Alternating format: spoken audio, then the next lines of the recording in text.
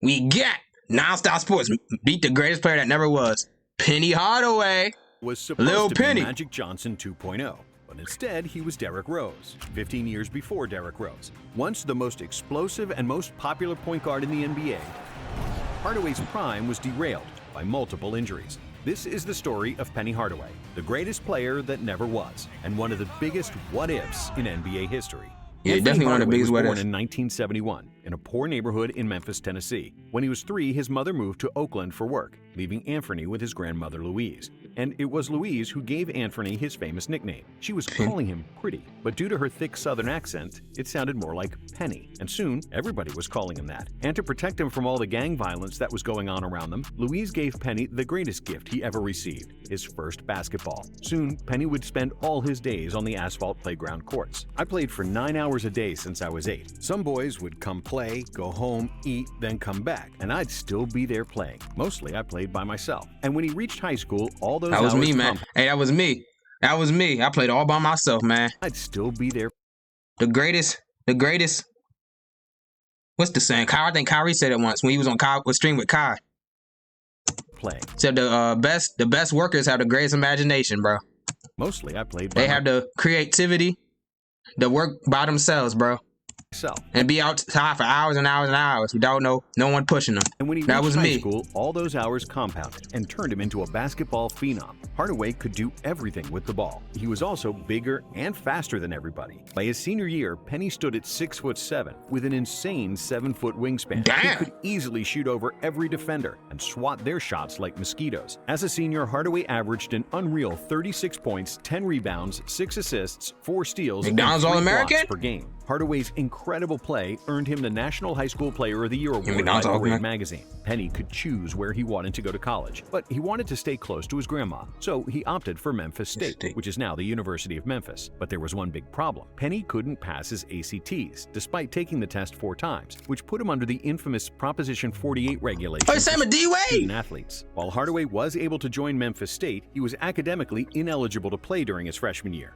The only games he could play were so-called intramural games. And Penny, who was already a local hero and high school superstar, dominated. People used to fill the practice facility to max capacity to watch him play, but that meant nothing if he didn't improve academically. Thankfully, Penny earned all the credits he needed with a 3.4 GPA, and he was finally eligible to play as a sophomore. However, just when everything worked out for Penny, a near tragedy almost took his life. Hardaway played pickup games in an old neighborhood gym, and when he was returning home, Penny and one of his friends were robbed at gunpoint. The attackers fired several shots, and one of the bullets ricocheted off the ground and struck Hardaway's right foot. After being shot, Penny was forced to lie face down on the pavement as the robber pointed a gun at his neck. I kept thinking, he's going to shoot me in my back. He's going to shoot me in my head. Thankfully, Penny survived. However, he was now faced with another battle. The bullet that hit him broke 3 metatarsal bones in his foot. But despite everything, the operation was successful. Penny made a full recovery and was finally able to play for the Tigers. And immediately he showed what all the hype was about. Penny averaged 17 points, 7 rebounds, 5.5 assists, 2.5 steals, and 1.5 blocks per game,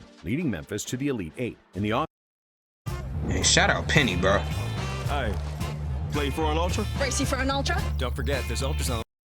In the offseason, Penny was selected to the development team that scrimmaged against the 1992 Dream Team, helping them prepare for the Olympics. After playing against Jordan and Magic Johnson, it was a walk in the park to play against college kids. As a junior, Hardaway improved across the board. With 23 points, 8 rebounds, 6.5 assists, and 2.5 steals per game, he was the most versatile player in college basketball, with a unique blend of skills that made him a hybrid between Magic Johnson and Scottie Pippen. Other than Magic, nobody as tall as Penny handled the ball so effortlessly, with a deep bag of reverses, spins, crossovers, hesitations, and changes of pace. Hardaway could really do it all. But this was the age before the internet, when information was scarce. And while every NBA general manager knew about Penny, some NBA superstars didn't.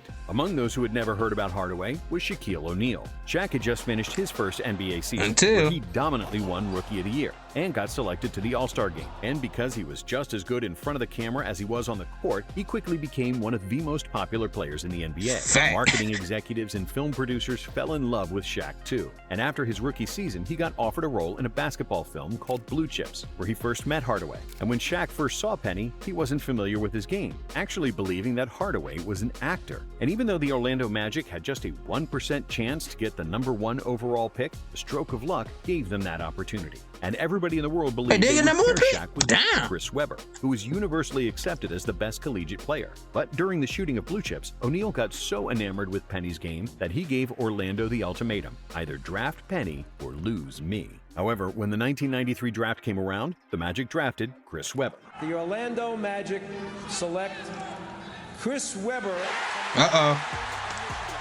Shaq was furious. But moments later, it was announced that his wish was granted. Orlando Shaq's a crash out, bro. has traded the draft rights to Chris Webber to Golden State in exchange for the draft rights to Anthony Hardaway and 3 future first-round draft picks.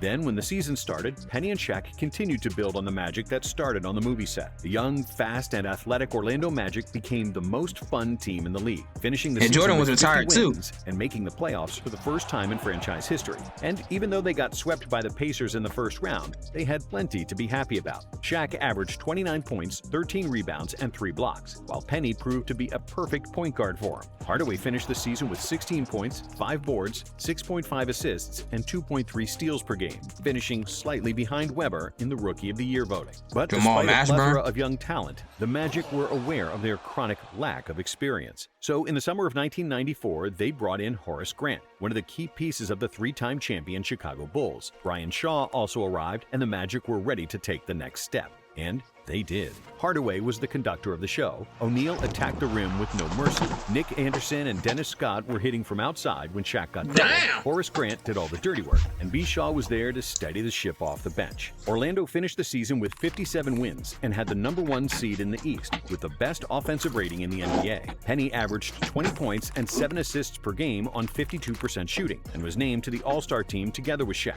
Hardaway plus finding Shaquille. And after they dispatched the Celtics in the first round of the playoffs, a big challenge awaited: the Chicago Bulls with the freshly returned Michael Jordan. He came back. However, the young Magic team proved to be too big and too athletic for the Bulls. And they broke Jordan's He just dunked on invincible- Michael Jordan? Magic team proved to be too big and too athletic for the Bulls. He dunked on They Mike. broke Dang, Jordan's Shaq. invincible aura, winning the series. Too big and That's what OKC think they are. too athletic for the Bulls. And they broke Jordan's invincible. Young Magic team proved to be too big and too athletic for the Bulls. And they broke Jordan's invincible aura, winning the series in 6 games. After they defeated the Bulls, Orlando Hey, faced the their Horace nemesis, Grant. Indiana Pacers, who had given them a You know, painful Jordan took lesson that in the personally. 1994 playoffs. But this time, Orlando was ready, and they finally cracked the Pacers in 7 games, behind stellar performances from Shaq and Penny, who averaged 20 points, 7 assists, and 2.5 steals, shooting a phenomenal 53% from the field and 47% from 3. Damn. The Magic advanced to the NBA Finals against the defending champion Houston Rockets and their powerhouse center Hakeem Olajuwon. And while the battle between Shaq and Hakeem was the center of attention, it was the role players who were the biggest story of Game 1 of the Finals. With 10 seconds left in the game, Orlando was up 3 and had the ball. After a foul on Nick Anderson, Orlando's guard missed both free throws. However, he managed to get the rebound and was fouled again. 12 of 15 at the line. And Anderson missing on both, but gets to the rebound and again draws the foul. But 2 more free throws brought 2 more misses. If Anderson made just one, Dang, you had like 5 opportunities. the game would be over. You're But with choking. 2 seconds left, Kenny Smith hit a 3-pointer to tie the game and send it to Kenny! overtime, where Houston managed to prevail and win Game 1 on the road. This loss zapped the energy from the Magic, and the experienced Rockets took advantage. Even though the games were close, Houston won the next 3 and swept the overly confident Kids from Orlando. Penny was again spectacular in the finals, averaging 25, 5, and 8 on 50% shooting and 46% Damn. for 3. But the Magic simply fell apart. and were not ready for the moment. Shaq later admitted that he and Dennis Scott partied for a week straight after they won the East, thinking They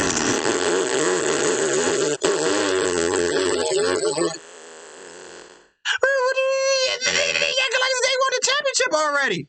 That's the stuff you do after you win a championship, not the conference finals. they defeated Jordan. I thought the conference finals trophy was the NBA trophy, was the finals trophy. That's why. They would easily win the championship. However, despite the gutting loss, Orlando was still super young and extremely talented. In the 1996 season, they improved their record to 60 wins, finishing second in the East behind the 72-10 Chicago Bulls. Penny improved his numbers across the board, with 21 points, 7 assists, and 2 steals. Hardaway was once again the only player in the NBA who averaged 20 points and 5 assists while shooting 50% from the field. Around that time, Nike started the extremely successful campaign of Little Penny commercials. Little Penny! With Chris Rock as the voice for Hardaway's alter ego. Hey, Penny, is this couch real leather? Because it's sticking to my leg. Hardaway was considered the best and the most popular point guard in the NBA. In a matter of just 2.5 years, Penny Hardaway has established himself as one of the best talents in the NBA, arguably among the top 5 players in the league. And his rise to superstardom didn't sit too well with Shaq and his big ego. The media rumbled He got jealous. of whose team it actually was started to create turmoil between the two Magic stars. But as Orlando was winning games, everything seemed under control. In the playoffs, they quickly defeated the Pistons and the Hawks, losing just one game en route to the conference finals, where they were eagerly awaited by the Chicago Bulls, who'd had the best regular season record in NBA history. And this time around, the Bulls had Dennis Rodman, the best rebounder of all time, and it made all the difference in the world. Chicago destroyed the Magic in Game 1, winning by That was Moses Malone. I want to see Moses Malone versus Dennis Rodman. points. But in Game 2, Orlando led by 15 at halftime, and it seemed like it was going to be a long series. But the Bulls quickly bounced back in the second Dang, half, blew the winning lead. Game Damn. 2, which killed the Magic. He choking. Game 3 was another blowout, and Game 4 was just a formality, as the Magic got swept. The Bulls have swept the Magic. Jordan finishes with 45 points. Hardaway still had a great series individually, averaging 25 points on 47% shooting, but the lack of depth and rebounding sealed Orlando's fate, and Rodman nearly had as many offensive rebounds as the entire Magic team. However, with Shaq and Penny on board and just reaching their prime, everybody believed these were just growing pains and a few small hiccups on their road to the title. It was Tatum But and the Brown. They were Tatum and Brown. dynasty that was supposed to happen fell apart before it really caught its stride. In the summer of 1996, Shaq's rookie contract was up and he became a free agent. He was expected to stay, but the Magic kept stalling with his new contract. And when the Orlando Sentinel published a poll where 85% of readers said that Shaq was too greedy, O'Neal was pissed. Los Angeles Lakers GM Jerry West realized that he had the chance to swoop in and get the best center in the NBA. ESPN has learned that the Lakers can now offer Shaq over $120 million. And Orlando lost their biggest star. However, Penny and Shaq would become teammates again just a few weeks later, both On Team playing USA. for Team USA at the 1996 Olympics, leading the U.S. to another gold medal. And when the 1997 season started, Hardaway could finally show that he was the man and solidify his reputation as the best point guard in the NBA. However, Penny battled through minor injuries throughout the year, which forced him to miss 23 games, and his averages dropped to 19 points and 5 assists per game. But he still made the All-Star and All-NBA third team. Without Shaq and with Penny missing time, Orlando barely made the playoffs, where they lost to the Heat in 5 games. But in that series, Penny showed what he was capable of as the first option.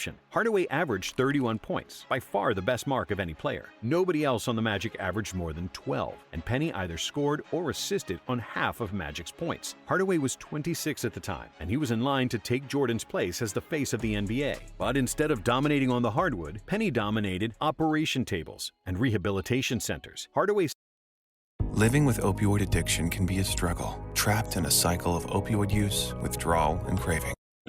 Hardaway suffered his first Oh, I did. What the hell? major knee injury in 1998, which forced him to miss all but 19 games of the season. Because of his popularity, the fans still voted him as an all-star starter, but he also got criticized for attempting a comeback sooner than expected just to play in the All-Star game. Still, Hardaway returned in time for the lockout-shortened 1999 season and managed to play in all 50 regular season games. One thing about the Magic on Saturday night, they really had a good-looking Penny Hardaway, and that is encouraging. Even though he already lost some of his explosiveness, he led the Magic Magic with averages of 16 points, 6 rebounds, and 5 assists. His 2.2 steals were the 5th best mark in the league. And despite the scoring decline, Penny was still one of the most versatile players in the entire league. But the Magic simply didn't have many weapons around Hardaway, and they lost a first-round series to the 76ers, with Penny averaging 19 points, 5.5 assists, 5 rebounds, and 2.3 steals, once again improving his stats in the playoffs. It started to dawn on Penny that he can't win in Orlando. His good friend Jason Kidd was calling him to Phoenix, and before the start of the 1999-2000 season, Hardaway was traded to the Suns. The same division that is on Shaq now. Hardaway was dubbed Backcourt 2000 because they were both athletic finishers and amazing passers. Hardaway.